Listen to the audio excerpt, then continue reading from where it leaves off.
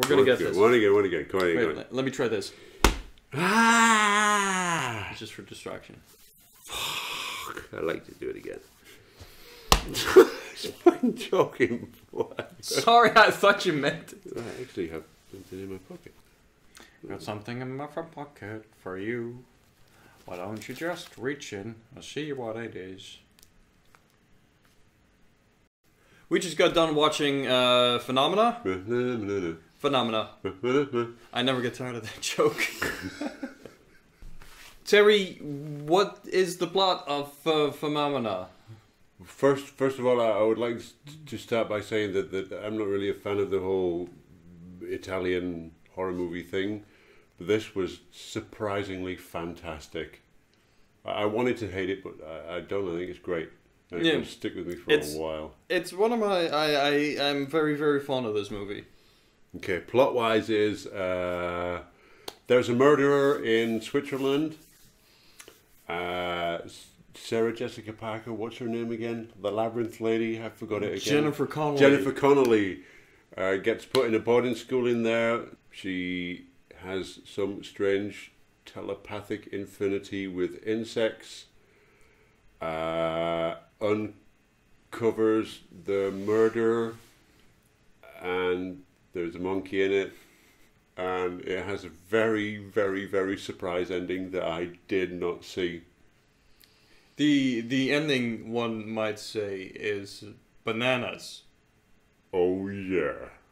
Yeah, I've seen this movie a number of times. I'm a big fan of it. I love a lot of Dario Argento's movies. The movie itself, for me to get into, took 30-40 minutes to understand how it kind of jumps all over. It's a little bit choppy. But after that, you kind of get into the groove and you're like, oh, okay, yeah, I get it. I get where it's going. It's kind of jumbled. Plot-wise, there's not that much structure. Or coherence. Oh, yeah, I could see that.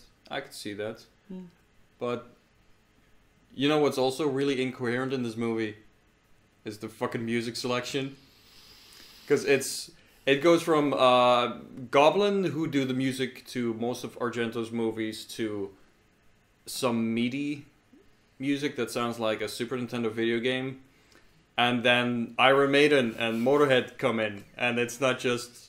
They're not songs written for the movie, like Bruce Dickinson wrote a song for Nightmare on Elm Street Part 5. It's just songs that came out on albums years before, and these are on there in their entirety with the lyrics that don't match at all. So it's very odd to see. There's a scene where Jennifer Connelly is trying to, she's locked up and she's trying to get to the phone with a pole, with a hook on it.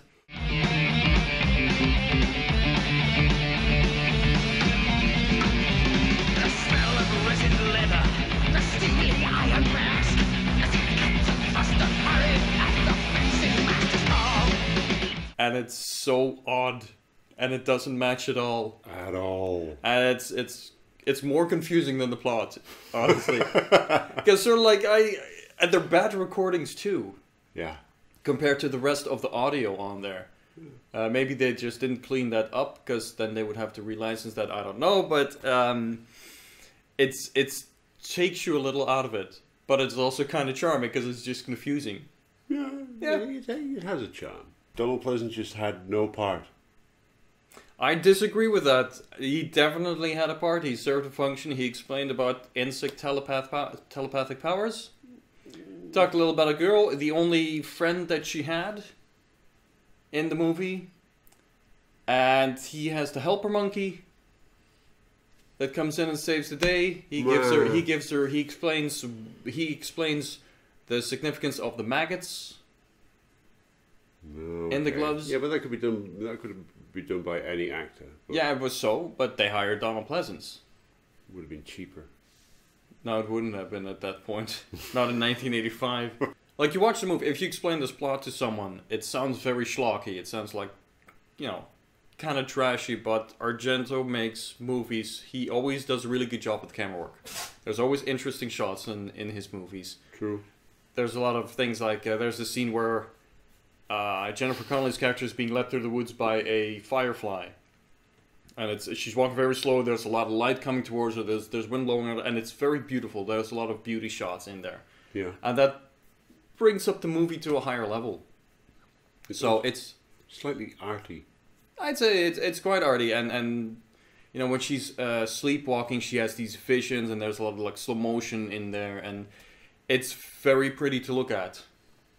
So, on the one hand, you've got a helper chimp and telepathic power over bugs and a serial killer, and on the other hand, it also looks really, really nice.